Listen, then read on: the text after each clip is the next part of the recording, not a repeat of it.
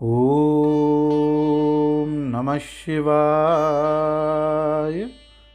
श्रीलिंग महापुराण 108वां अध्याय पाशुपत व्रत महात्म्य।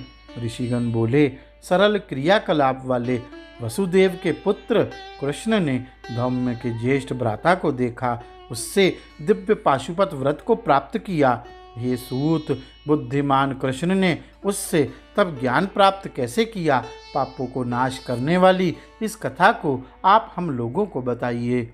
सूत बोले, सनातन वसुदेव के पुत्र श्री कृष्ण ने यद्यपि अपनी इच्छा से अवतार लिया था, फिर भी उन्होंने मानव रूप की निंदा करते हुए ही देह की शुद्धि के लिए संस्कारों को किया था। भगवान ने पुत्र की प्राप्ति के लिए तपस्या की। वह उपमन्यु के आश्रम में गए। वहाँ उन्होंने उस मुनि को देखा। हे ब्राह्मणों, धौम्य के ज्येष्ठ भ्राता उपमन्यु को देखकर कृष्ण ने बहुत आदरपूर्वक उनकी 3 प्रदक्षिणा करके उनको प्रणाम किया। उपमन्यु मुनि के दर्शन से ही बुद्धिमान श्री कृष्ण के शरीर से और कर्म से उत्पन्न सब मल नष्ट हो गया। हे ब्राह्मणों, अग्नि और वायु आदि क्रमशः से प्रारंभ वाले मंत्रों को उच्चारण करते हुए प्रसन्न मन से दिव्य पाशुपत ज्ञान दिया। उसने उनके ऊपर भस्म छिड़का। उसने प्रसन्न मन से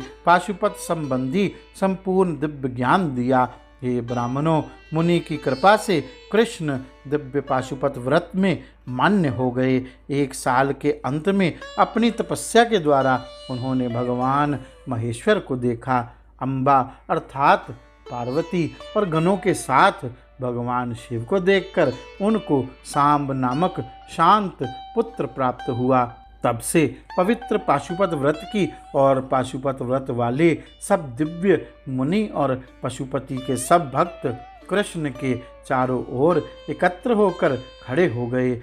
मैं एक दूसरे पवित्र व्रत को कहूँगा जो सब प्राणियों को शाश्वत मुक्ति देता है। भक्त को एक सोने की मेखला अर्थात करधनी बनवानी चाहिए और उसको धारण करने का एक आधार दंड भी हो, एक सोने का छल्ले के आकार का और एक हैंडल के साथ छोटा पंखा बनवाएं। तब स्त्रियां पुरुष एक दवात और कलम बनवाए। वह एक पात्र और चाकू या कैंची इकट्ठा करे। भक्त अपने शरीर पर भस्म छिड़के और ये सब वस्तुएं किसी पशुपति के भक्त को अपने सामर्थ्य के अनुसार सोने, चांदी या तांबे का बर्तन दान करें। तब वह योगियों की पूजा करे। यह सब व्यक्ति अपने समस्त कुल सहित पापों से मुक्त होकर दिव्य रुद्र पद को प्राप्त हो जाते हैं। इस विषय में कोई संदेह नहीं है। अतः इस दान से गृहस्थ सांसारिक बंधनों से मुक्त हो जाता है। अगर कोई योगियों को दान देता है तो शिव तुरंत प्रसन्न हो जाते हैं। अगर कोई व्यक्ति मुक्ति चाहता है तो उसको वह राज्य, पुत्र, धन, घोड़ा, वाहन या अपना सर्वस्व दान कर देना चाहिए।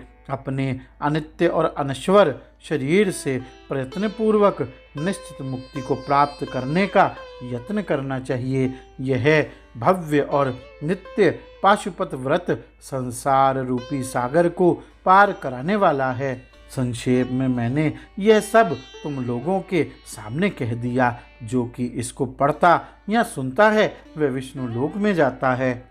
श्रीलिंग महापुराण के पूर्व भाग में पाशुपत व्रत महात्म्य नामक 108वां अध्याय पूर्ण हुआ। यह पूर्व भाग समाप्त हुआ। श्री शंकर जी को अर्पित हो। गौरी शंकर भगवान की जय।